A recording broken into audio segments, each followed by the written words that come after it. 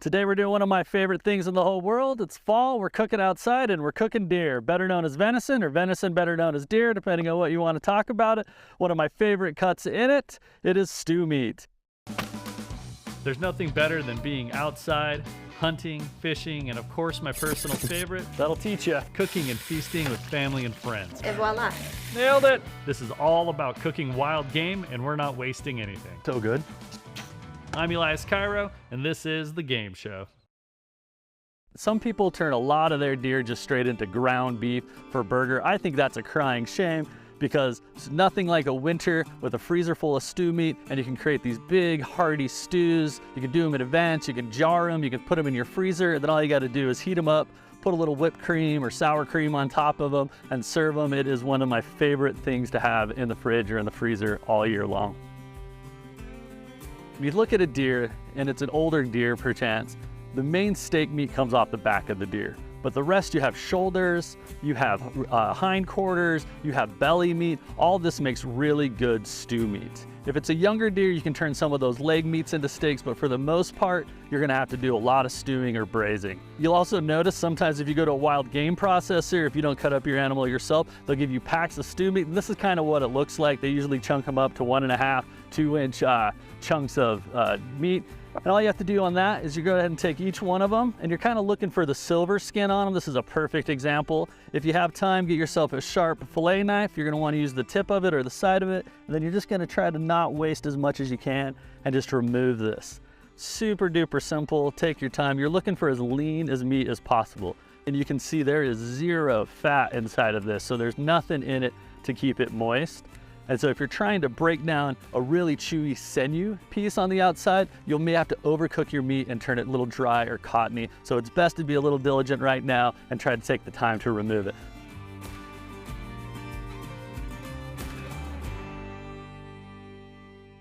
It's really beautiful meat. It's always really important. You know, I've been always taught this way to really remember it. You don't get venison and you don't get deer every single day. And so, this animal lived an amazing life out in the wilderness, running around doing it. It's so important to me to not waste it, but to really put just as much like love and care into these stews so everybody just appreciates it just as much is so important to me. All right, and then once you got your lean meat, let's go ahead and toss it back in your bowl. And you're gonna season this pretty heavy with salt. I know it's hard to believe if you've been watching the show much. I use a lot of salt. You don't want to under-season it, especially if you're gonna stew with it. On this one, if you're gonna weigh it, just to be actual if you wanted to, again, just very similar to any slow cook. It's about 1.5 teaspoons to 2 teaspoons per pound. I like a lot of black pepper in this one. We'll also put black pepper when we go to finish and season the stew. Lots of it. Great, super good. Move it over to the pan. I like a heavy bottom pan that has a nice fitting lid. You want a little nice sizzle. You're browning the meat for a few reasons. It sears off the outside of the meat, so as it's slowly curing, it takes a longer time for the moisture to run out. And it's gonna also put a little bit of the sticky brown caramel onto the bottom of the pan, and it gives it like that deep flavor when it's slowly but surely stewing.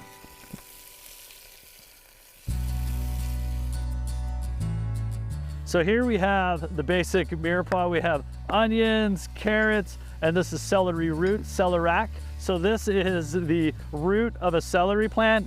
It's a different variety than the celery we get. Those ones are meant to grow bigger stems, but you can kind of see that's a baby celery. But the root is so unbelievably delicious. It has a little bit more of it has a definitely distinct celery flavor to it, but it also has this really cool, almost anisey, licoricey flavor to it. And when it stews, it gives you almost like a potato texture. What I like to do is go ahead, you cut yourself a bottom flat part like that, kind of get it around.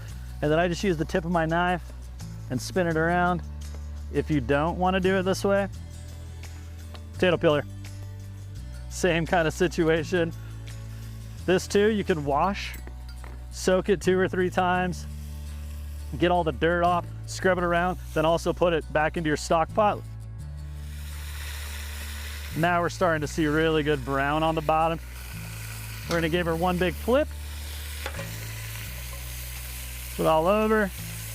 God, do you smell that? You guys don't smell that, but it's amazing. This is This is kind of why you cook outside. You already get these beautiful fall smells. It's unbelievable. Leaves, aspen, nature, geez, everything, whatever. And then you get the smell of browning meat. Whew. This reminds me of the fall. Let's cut them into dices, just make little rounds, cut this way. Beautiful caramelized meat. But the real glory of it all is what you're building in the bottom of the pan. It's kind of the base, the foundation of all of your stew is what's happening here. Look at that pan, it's just absolutely brown, beautiful already. Then you're gonna go ahead and throw your vegetables in. And on this one, I don't add any more oil into it. I just turn my pan down. We're gonna stir them and it's gonna start picking up all that caramel. You can already see on some of that celery right there. Starting to see that? It's already picking it up onto the vegetable. And that's just beautiful.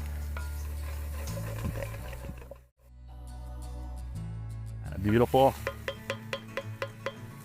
We're gonna take our meat and those drippings, put that right back in there.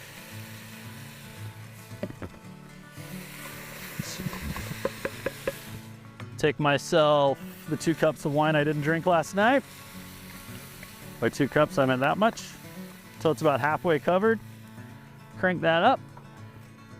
Get that reducing. You should just kind of look at the color. If it was completely still like wine colored red, you got to keep reducing it. But that's looking good. It's brown. Now I'm going to add my stock. We're going to put in a sprig of rosemary to break it up a little bit. Put it right inside there. And then here we have our barley. This has been pre-cooked, and then you just go ahead and fold it in. Give it a big mix, just like that. Now that it's come to a complete boil, what I like to do is turn the heat all the way down and get a spoon, and if you can, just take a little bit of the scum off. It's not the end of the day, but it's usually just a little bit of grease, and then just go ahead and toss that away. That right there, you see how it's just barely simmering? I don't want it to go over that. I really want it to just barely be boiling. Again, there's no fat. You don't want to over braise it. You just want to get it to the point that it just barely collapses to your finger. We'll show you this in about a half an hour from now. Been about a half an hour, and we're gonna go just take a look in here. I'm sure it's just about, yeah, beautiful, breaking down a bit. Then you're gonna add your cabbage. Go ahead and fold that in. Also, your stew at this point could be reduced more than you would think, because once the cabbage breaks down, it's also gonna release a lot of water into it. Slowly but surely, just barely simmering right there. You can see the water's moving, but it surely isn't boiling. Boom. And we'll see you back in about 45 minutes. So there's something so nostalgic about the smell of this and everything. It's really just the best. This has been just slowly simmering. Let's see how we're doing on that simmer. Yeah, that is looking absolutely perfect. The way I like to test it is obviously taste it, but what I like it to do is if you grab it and you got to give it enough pressure, it's going to be really hot, but it doesn't like crumble. But you're looking for one of those. Hold, please. I like to finish it with fresh parsley. So I think every good stew maker knows the ultimate seasoning trick to stew, and that is once it's seasoned, rest it in your fridge for a few days. It's absolutely great to go right now if you pulled it out, but once you season it, it picks up way more flavor if you just allow the barley to sit in there, the meat and all those flavors to blend in. A splash or two of red wine vinegar. Oh, now we're talking. Now that's the smell. Once the sage and the parsley and everything heats up just a bit, it lets out a waft of, like, how do you even explain that? I think it's close to what, heaven. Yeah, that's the word. Then I like to just plate them into nice rustic bowls, just like that. Enough broth to get the beautiful vegetables, little cabbage, perfect. There you have your beautiful stew. Some people do like sour cream on this. I'm not against that at all, but I am a huge fan of just savory whipped cream, because you just put a lot of a dollop right in the middle of your your soup. And this is kind of cool when it's whipped, because if you add cream to it, it kind of blends in. What this allows is you put your herbs on it. I also add a little bit of salt onto my whipping cream as well. Give that a black pepper crunch right on top of my savory whipping cream. It looks beautiful, but as you go in to eat it, you can kind of stir in your texture. Oh yeah, that's it right there. That is what I am talking about. If that isn't fall in a bowl, I just don't know what is. Oh, that's the stuff. Oh, that is so good.